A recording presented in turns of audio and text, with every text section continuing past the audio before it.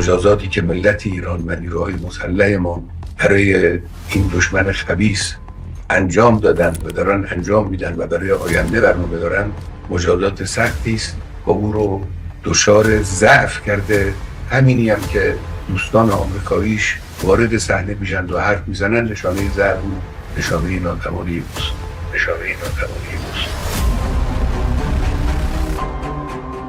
Days after the first barrage of Iranian missiles into the occupied territories, signs of weakness in the Zionist regime have appeared.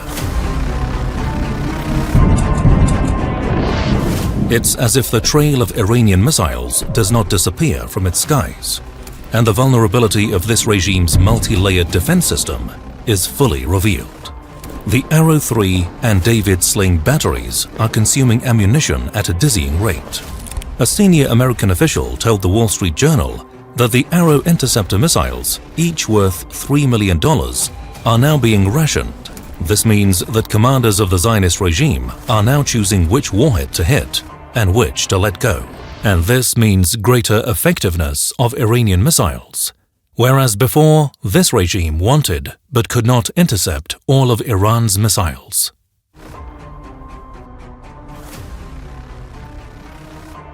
The proof is on your mobile screen.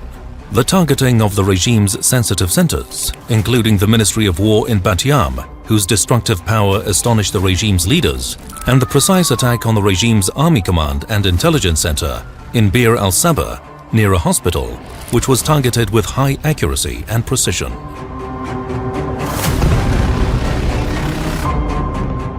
With Ben Gurion Airport closed, thousands of Zionists in Herzliya, Tel Aviv and Haifa are buying $5,000 tickets for sailboats to Cyprus and leaving the occupied territories.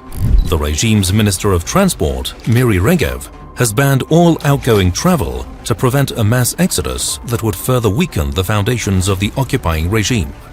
When a regime is forced to hold its people by force, it means terror has gripped the entire occupied territories. For years, the regime had tried to portray an impenetrable image of itself. But with Iran's combined missile and drone barrages, that image has been shattered.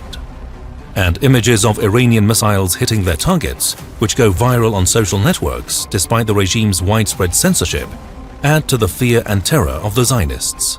Now, Zionists are asking themselves one question.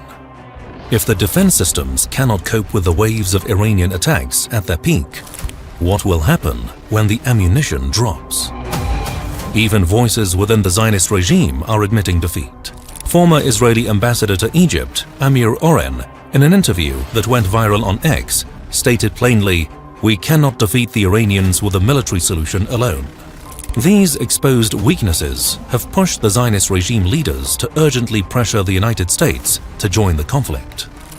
Tel Aviv knows, with its air defense ammunition dwindling, it cannot withstand the barrage of Iranian missiles. This signifies a further weakening of the regime. Now compare this with Tehran. When the Zionist regime's attack shook the live studio of Iran's state news network, a scene in Tehran went viral.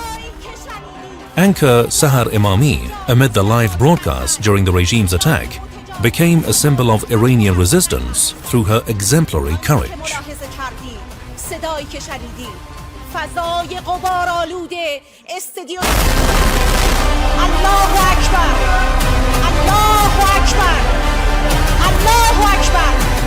And the widespread demonstrations on Friday across all of Iran, a full 7 days after the regime's attacks began, demonstrate the solidarity of a nation defending its homeland from aggression.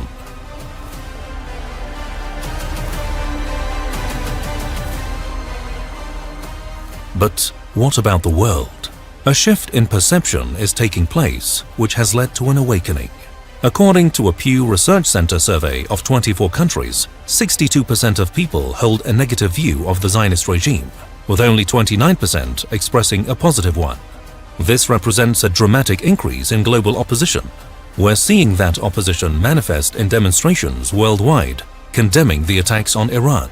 These protests, previously held in support of Palestine, now see the Iranian flag flown alongside the Palestinian flag. Now, as the weaknesses of the Zionist regime become undeniable, It faces a terrified populace, that is, the Zionist settlers who no longer believe in the illusion of invincibility, and a global awakening to the failures of the Western media's pro-regime propaganda.